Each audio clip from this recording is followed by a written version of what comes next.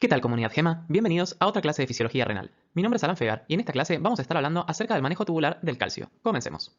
Arranquemos por ver las funciones que cumple en el organismo dicho ion. En principio, sepamos que el principal reservorio de calcio en el organismo, al igual que el fósforo, es en el hueso, y este lo hace almacenándose en forma de cristales de hidroxiapatita, lo que le permite a los huesos tener la capacidad de poder soportar el estrés mecánico de toda la actividad que realiza el sistema musculoesquelético. Por otro lado, está involucrado en los mecanismos de contracción muscular en el músculo estriado esquelético y cardíaco, como ya hemos visto en clases anteriores. Está involucrado en los mecanismos de conducción nerviosa, también está involucrada en los procesos de exocitosis, gracias a que, mediante segundos mensajeros y enzimas, su interacción con el citoesqueleto de la célula le permite aumentar la capacidad fuxógena de las membranas, mecanismo similar al que pasa con la liberación de neurotransmisores o liberación de vesículas como ocurre en la coagulación. También es un importante segundo mensajero intracelular en el cual interactúa con quinasas dependientes de calcio, pudiendo gatillar así diversas respuestas celulares. También está involucrado en procesos de activación de enzimas, como ya mencionamos, y finalmente cumple un rol importante en cuanto a la estabilización del tapón de fibrina en la coagulación sanguínea. Así que, como podremos ver, las funciones del calcio en el organismo son diversas y son todas de vital importancia. A grosso modo, es importante que ustedes se lleven que su regulación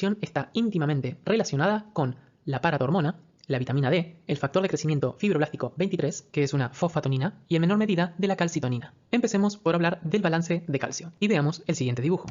Podemos apreciar que de una ingesta promedio de aproximadamente 1000 miligramos de calcio por día, van a eliminarse a través de las heces aproximadamente 800 miligramos, siendo la absorción de aproximadamente 200 miligramos. Que de estos 200 miligramos que se reabsorban, en función de cómo esté el balance entre las distintas hormonas que ya mencionamos, tales como la paratormona, la vitamina D o la calcitonina, van a formar parte del depósito de los huesos o se va a generar excreción del mismo. Vemos que en condiciones fisiológicas y en donde no hay un déficit de calcio, para estos 200 miligramos de absorción, vemos que durante la filtración y excreción del flujo urinario se van a eliminar 200 miligramos día de calcio, manteniendo de esta manera un equilibrio interno en el cual mantenemos constantes las concentraciones plasmáticas del mismo, que oscilan entre 8,5 a 10 miligramos por decilitro. Veamos que estos procesos están íntimamente relacionados, como ya habíamos mencionado, a los distintos estímulos hormonales. Por un lado, la 1,25 dihidroxivitamina D3 está íntimamente vinculada con la absorción intestinal de calcio en la dieta, mientras que la calcitonina está íntimamente ligada con los depósitos de calcio a nivel del hueso. El hecho de que la calcitonina esté favoreciendo un depósito de este ion a nivel de los huesos es secundario a un aumento en la concentración plasmática del mismo, mientras que, en contrapartida a lo que es la calcitonina,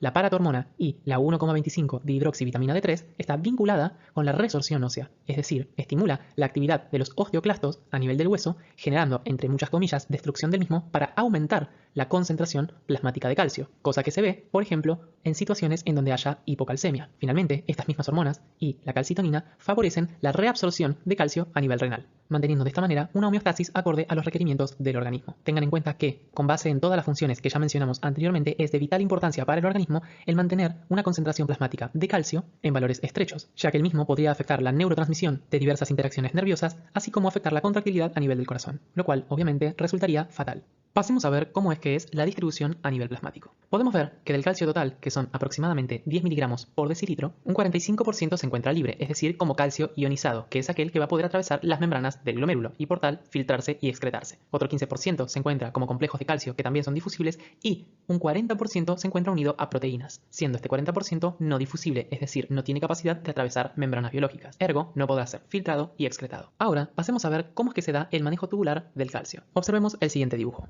El mismo ya lo hemos visto en clases pasadas. Podemos ver que a nivel del túbulo contorneado proximal se van a reabsorber aproximadamente un 65% de todo el calcio filtrado. A nivel de la rama ascendente gruesa de Henle podemos ver que se va a reabsorber aproximadamente un 25%. A nivel de los túbulos colectores corticales podemos ver que se reabsorbe aproximadamente un 8% y finalmente a nivel del conducto colector medular se va a reabsorber aproximadamente un 1%, siendo la excreción fraccional del calcio menor al 1%. Eso quiere decir que básicamente todo el calcio que es filtrado es reabsorbido a nivel tubular, siendo ese menos de 1% excretado básicamente todo aquello que venga extra en la dieta cuando el cuerpo no lo requiere. Pasemos a ver segmento por segmento, arrancando por el túbulo contorneado proximal. Habíamos dicho que en el túbulo contorneado proximal se van a reabsorber aproximadamente el 65% total del calcio filtrado, en donde el 80%, es decir, la gran mayoría, se va a reabsorber en este nivel por vía paracelular y únicamente un 20% por vía transcelular. Y cosa importante a destacar en este segmento es que este pasaje de calcio que se da de forma transcelular es totalmente independiente de la paratormona. Es decir, que siempre, en la medida de lo posible, se va a reabsorber este 20% por vía transcelular, indistintivamente de si hay o no secreción de paratormona. Observemos el siguiente dibujo.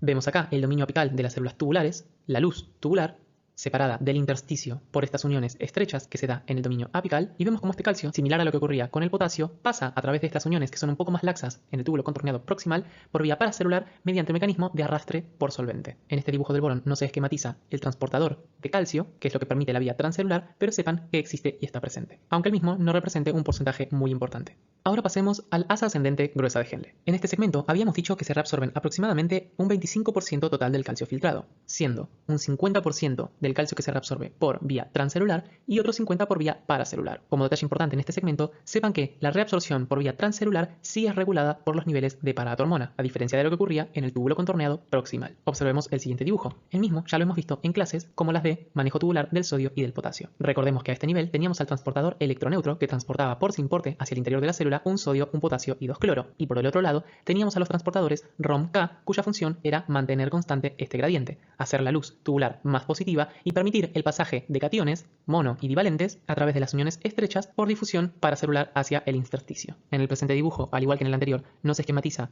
el transportador de calcio, pero sepan que a nivel apical hay un transportador específico para el calcio y que el mismo, como habíamos dicho, es regulado por la paratormona. Una particularidad de este segmento es que a nivel vasolateral vamos a tener, como es esquematizado en el dibujo, un receptor sensible al calcio, que es una proteína transmembrana del dominio vasolateral. Este mismo receptor, calcio sensible, también está ubicado en la glándula paratiroides. Lo que hace este receptor es medir el aumento en la concentración de calcio a nivel del intersticio y de los capilares peritubulares, y que cuando este receptor es estimulado por este aumento de calcio a nivel del intersticio, es decir, en este segmento, el mismo, mediante segundos mensajeros, va a activar la vía de la proteína quinasa C, generando fosforilación del transportador para potasio ROM-K y del transportador electroneutro sodio, potasio 2 cloro, generando la inactivación de los mismos. Con lo cual, al no darse este mecanismo de salida y reentrada de potasio, comienza a disiparse el voltaje positivo en la luz y cesa el pasaje paracelular de diversos iones como el calcio. Esto permite que, cuando ya se reabsorbió una cantidad prudente de calcio y las concentraciones a nivel del intersticio ya se encuentren elevadas, deje de ingresar calcio al organismo y de esta manera modular qué tanta cantidad es la que entra. Recordemos, como ya lo hemos repetido en varias ocasiones, que el voltaje luminal en este segmento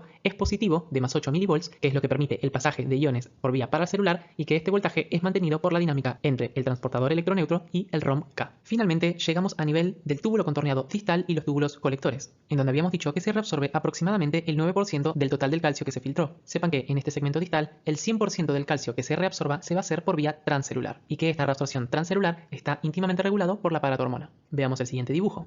Podemos apreciar que el único canal relevante para el calcio a nivel apical es este transportador de calcio llamado TRPV5 y TRPV6, siendo el TRPV5 el más relevante. Y a nivel apical vamos a encontrar el antiporte, calcio con protones de ATPasa y calcio con sodio. Hasta acá la presente clase. Espero que la misma les haya sido de utilidad y nos vemos en el próximo video.